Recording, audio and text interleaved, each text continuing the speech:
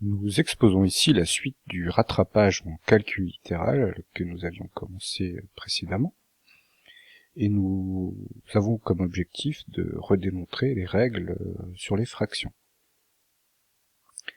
Commençons par le début, c'est-à-dire la division et l'inverse d'un nombre. L'inverse d'un nombre réel petit a non nul, c'est l'unique nombre réel qu'on note 1 sur A, qui vérifie A fois 1 sur A égale 1. Autrement dit, deux nombres sont inverses l'un de l'autre quand leur produit vaut 1. Il n'y a qu'un seul nombre pour chaque nombre A, il y a un unique inverse, sauf pour 0. 0 est le seul nombre réel qui n'a pas d'inverse, parce que 0 multiplié par n'importe quoi, ça ne fera jamais 1.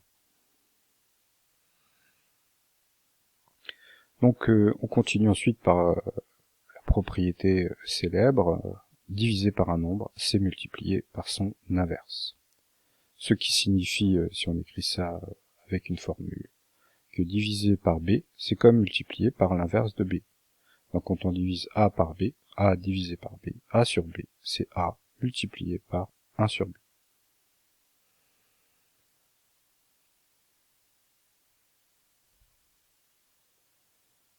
Alors, le quotient A sur B, qu'est-ce que c'est? Par définition, c'est l'unique solution de l'équation x fois b égale A. En effet, A divisé par B, c'est le nombre qu'il faut multiplier par B pour obtenir A. Dans A, combien de fois B?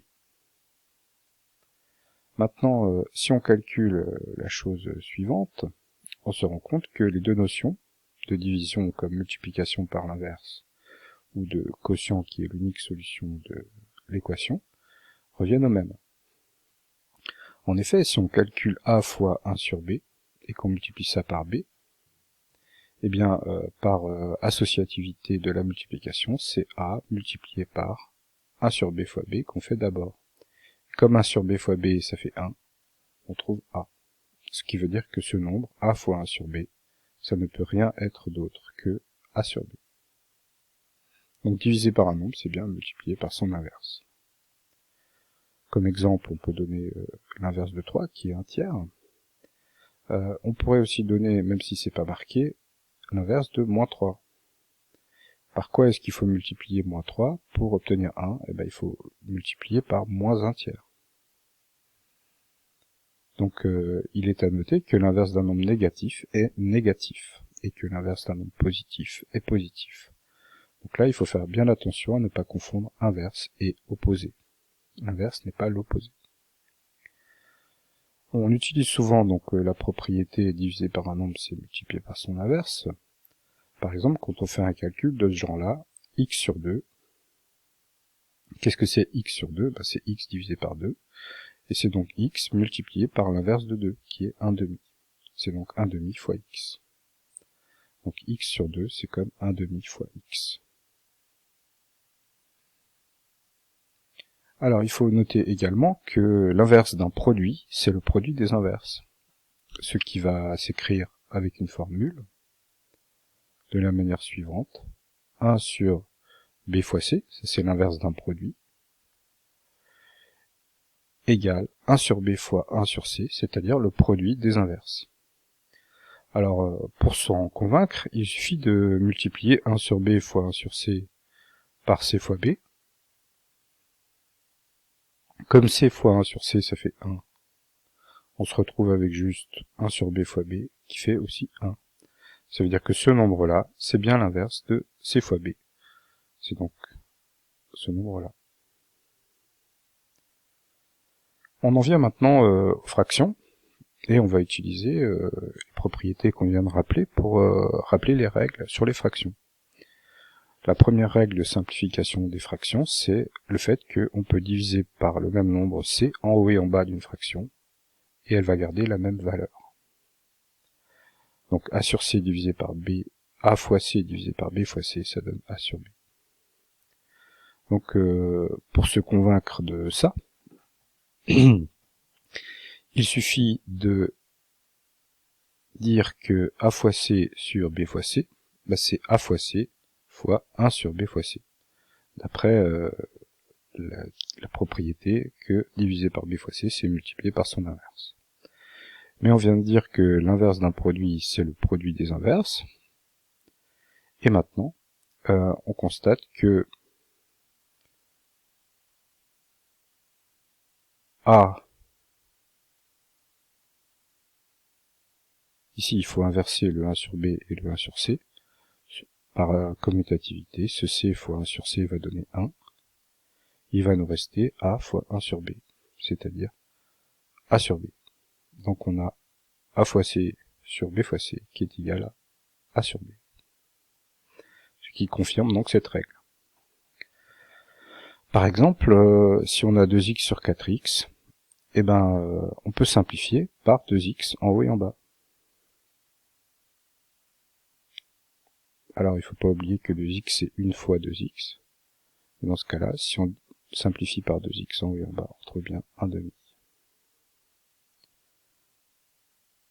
Alors comment fait-on pour multiplier une fraction par un nombre? Eh bien c'est très simple, le nombre a va simplement se mettre au-dessus de la fraction b sur c. Pour le voir, il faut calculer a fois b sur c. D'après ce qu'on a dit avant, b sur c c'est b fois 1 sur c, divisé par c c'est multiplié par son inverse. Et maintenant, comme multiplié par 1 sur c, le nombre a fois b c'est divisé par c, on peut écrire que c'est a fois b sur c. Donc on a bien l'égalité demandée. Par exemple, si on fait 2x fois 3 demi, eh ben, on peut mettre le 2x en haut.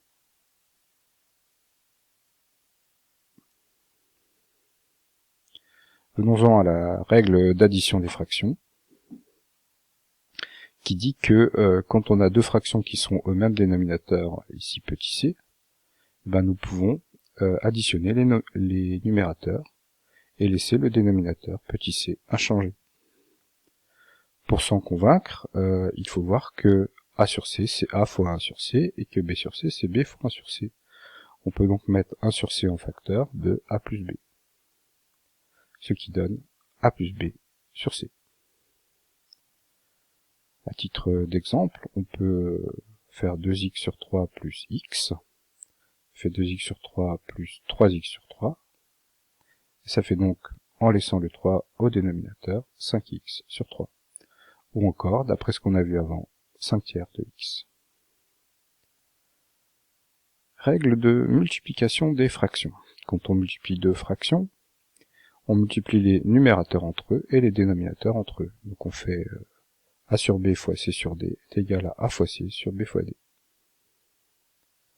Alors ça c'est facile de s'en convaincre également. Je vous laisse faire la démonstration avec les a, les b et les c si ça vous amuse.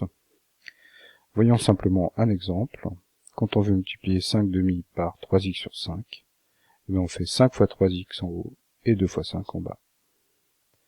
Remarquons qu'on peut simplifier par 5 et que par conséquent, on va obtenir 3x sur 2 ou 3 demi de x.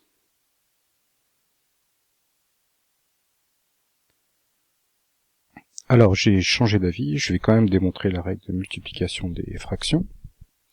Calculons a fois b, a sur b fois c sur d fois b fois d, donc les deux nombres d'en bas b et d, on multiplie par ces nombres.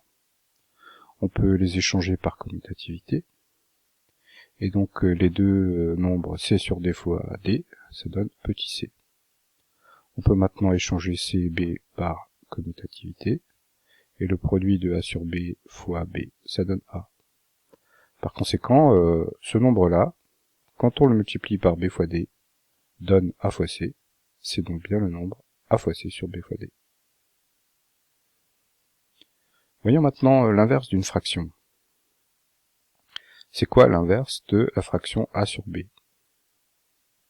Attention, je mets un grand trait de fraction ici pour bien montrer que c'est l'inverse de la fraction a sur b. Et bien c'est b sur a. Pourquoi? Parce que si on fait a fois b sur a sur b fois b sur a, ben ça fait ab sur ab par la règle de multiplication des fractions, et ça fait évidemment 1. Donc ces deux nombres sont inverses l'un de l'autre. Voyons maintenant les deux règles de division en chaîne, c'est-à-dire les échafaudages de fractions.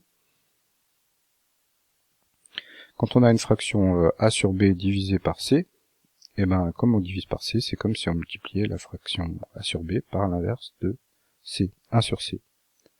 Et par la règle de multiplication des fractions, ça donne bien a sur b fois c. Alors voyons des petits exemples. 1 demi, le tout divisé par 3, ça donne 1 sur 2 fois 3. Puisqu'en fait, c'est 1 demi fois 1 tiers, c'est-à-dire 1 sixième. Si on veut faire ça avec des x, 3x sur 4, le tout divisé par 2, ben c'est 3x sur 4 fois 1 demi, c'est-à-dire 3x sur 8. Une autre règle d'échafaudage de fraction, c'est quand le grand trait de fraction est en haut. Donc quand on a a divisé par b sur c.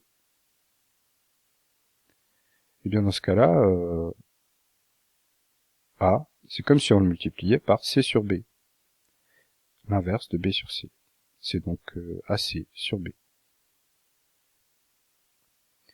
Voyons deux petits exemples. 2 divisé par 3 cinquièmes, c'est comme 2 multiplié par 5 tiers. C'est donc 2 fois 5, le tout sur 3, c'est-à-dire 10 tiers.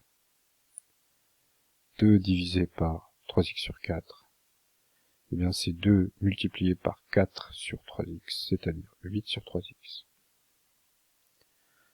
Voilà pour ces règles sur les fractions. Vous voyez que ces règles sur les fractions ne viennent pas de l'imagination de votre professeur de mathématiques, mais elles sont en fait des règles qui viennent logiquement des règles de calcul qui sont l'associativité, la commutativité et la distributivité des opérations d'addition et de multiplication. Je vous laisse faire les exercices qui suivent et au revoir.